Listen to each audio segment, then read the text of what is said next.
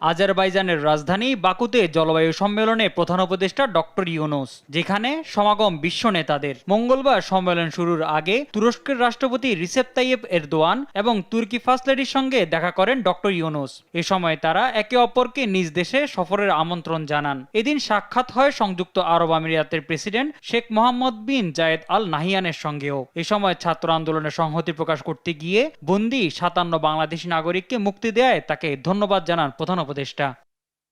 এছাড়া প্রধান উপদেষ্টা পাকিস্তানের প্রধানমন্ত্রী শেহবাজ শরীফ, মালদ্বীপের রাষ্ট্রপতি মোহাম্মদ মুইজ্জু, ভুটানের প্রধানমন্ত্রী শেরিং তোবগে এবং নেপালের রাষ্ট্রপতি রামচন্দ্র পাউডিলের সঙ্গেও দেখা করেছেন। অন্যদের মধ্যে তিনি বেলজিয়ামের প্রধানমন্ত্রী, ঘানার রাষ্ট্রপতি, বসনিয়া হার্জেগোভিনার প্রধানমন্ত্রী, রুয়ান্ডার রাষ্ট্রপতি, আলবেনিয়ার প্রধানমন্ত্রী, মন্টিনিগ্রোর রাষ্ট্রপতি, বার্বাডোজের প্রধানমন্ত্রী, ব্রাজিল ও ইরানের ভাইস প্রেসিডেন্ট এবং ফিফা সভাপতির সঙ্গে সাক্ষাৎ করেন। এই সময় প্রধান উপদেষ্টা আমন্ত্রণ গ্রহণ করে যুব উৎসবে যোগ দিতে ২০২৫ সালে বাংলাদেশ সফরের আশ্বাস দেন ফিফা সভাপতি।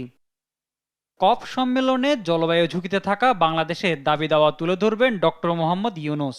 ওয়ার্ল্ডের সমস্ত যারা বায়োলেটারাল বা মাল্টিলেটারাল এজেন্সিগুলো থেকে আমরা গ্র্যান্ট পেয়েছি প্রায় $350 মিলিয়ন মতো, এবং আমরা লোন পেয়েছি $250 মিলিয়ন মতো। এর বাইরে কেউ আমাদেরকে কোনো কিছু, আমরা কিন্তু ভিক্ষা চাচ্ছি না, আমরা কিন্তু বলছি না যে তুমি আমাকে, এটা একটা আমাদের ন্যায্য দাবি।